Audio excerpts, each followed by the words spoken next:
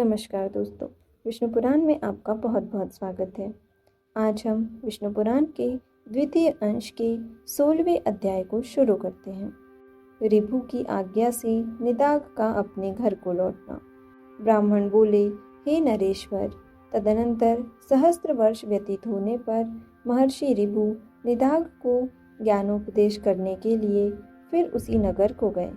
वहां पहुंचने पर उन्होंने देखा कि वहाँ का राजा बहुत सी सेना आदि के साथ बड़ी धूमधाम से नगर में प्रवेश कर रहा है और वन से कुशा तथा समेत लेकर आया हुआ महाभाग निदाघ जनसमूह से हटकर भूखा प्यासा दूर खड़ा है।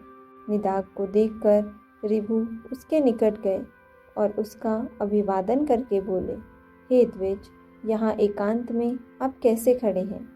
निदाघ बोले, हे विप्रवर, आज इस अति रमणीक नगर में राजा जाना चाहता है, सो मार्ग में बड़ी भीड़ हो रही है, इसलिए मैं यहाँ खड़ा हूँ। ऋभु बोले, हे द्विजश्रेष्ठ, मालूम होता है आप यहाँ की सब बातें जानते हैं, अतः कहिए इनमें राजा कौन है और अन्य पुरुष कौन है? निदाघ बोले, यह जो पर्वत के समान ऊंचे मत्त गजराज पर चढ़ा हुआ है वही राजा है तथा दूसरे लोग परिजन है। ऋभु बोले, आपने राजा और गज दोनों एक साथ ही दिखाए, किंतु इन दोनों के पृथक पृथक विशेष चिन्ह अथवा लक्षण नहीं बतलाए।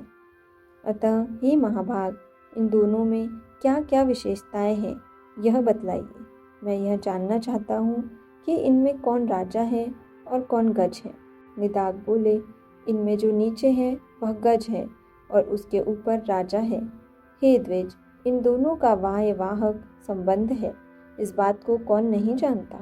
ऋभु बोले, हे ब्राह्मण, मुझे इस प्रकार समझाइए जिससे मैं यह जान सकूं कि नीचे इस शब्द का वाच्य क्या है और ऊपर किसे कहते हैं। ब्राह्मण ने कहा।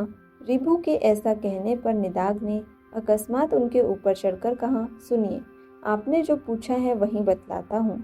इस समय राजा की भांति मैं तो ऊपर हूँ और गज की भांति आप नीचे हैं। हे ब्राह्मण, आपको समझाने के लिए ही मैंने यह दृष्टांत दिखलाया है। ऋभु बोले, हे द्विज श्रेष्ठ, यदि आप राजा के समान हैं तो मैं गज के समान हूँ, तो यह बताइए कि आप कौन हैं और मैं कौन हूँ? ब्राह्मण ने कहा। ऋभु के ऐसा कहने पर निदाघ ने तुरंत ही उनके दोनों चरण पकड़ लिए और कहा, निश्चय ही आप आचार्य चरण महर्षि ऋभु हैं।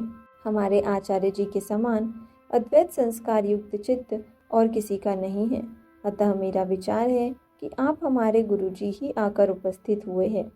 ऋभु बोले, हे निदाघ, पहले तुमने सेवा शुश्रूषा करके मेरा बहुत आदर किया था, अतः तुम्हारे स्नेहवश मैं ऋभु नामक तुम्हारा गुरु ही तुमको उपदेश देने के लिए आया हूँ।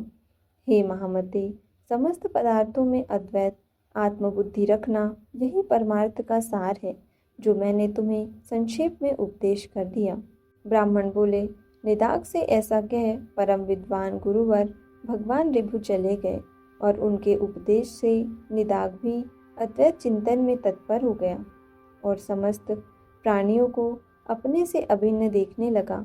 हे धर्मज्ञ, हे पृथ्वीपते, जिस प्रकार उस ब्रह्मपरायण ब्राह्मण ने परम मोक्ष पद प्राप्त किया, उसी प्रकार तू भी आत्मा, शत्रु और मित्रादि में समान भाव रखकर अपने को सर्वगत जानता हुआ मुक्ति लाभ कर। जिस प्रकार एक ही आकाश श्वेत नील आदि भेदों वाला दिखाई देता है, उसी प्रकार भ्रांत दृष्टियों को एक ही आत्मा पृथक पृथक दिखता है। इस संसार में जो कुछ है वह सब एक आत्मा ही है और वह अविनाशी है, उससे अतिरिक्त और कुछ भी नहीं है। मैं, तू और ये सब आत्मस्वरूप ही है, अतः भेद ज्ञान रूप मोह को छोड़। श्री पराशर जी बोले, उनके ऐसा कहने पर सौवीर राज ने परमार्थ दृष्टि का आश्रय लेकर भेद बुद्धि को छोड़ दिया और वे जाति स्मर ब्राह्मण श्रेष्ठ भी बोधयुक्त होने से उसी जन्म में मुक्त हो गए। इस प्रकार महाराज भरत के इतिहास के इस सारभूत वृतांत को जो पुरुष भक्तिपूर्व कहता या सुनता है, उसकी बुद्धि निर्मल हो जाती है, उसे कभी आत्म विस्मृति नहीं होती और वह जन्म जन्मांतर में मुक्ति की योग्यता प्राप्त कर लेता है। तो यहाँ विष्णु पुराण के द्वितीय अंश के 16वें अध्याय का समापन होता है। आज के लिए इतना ही। धन्यवाद।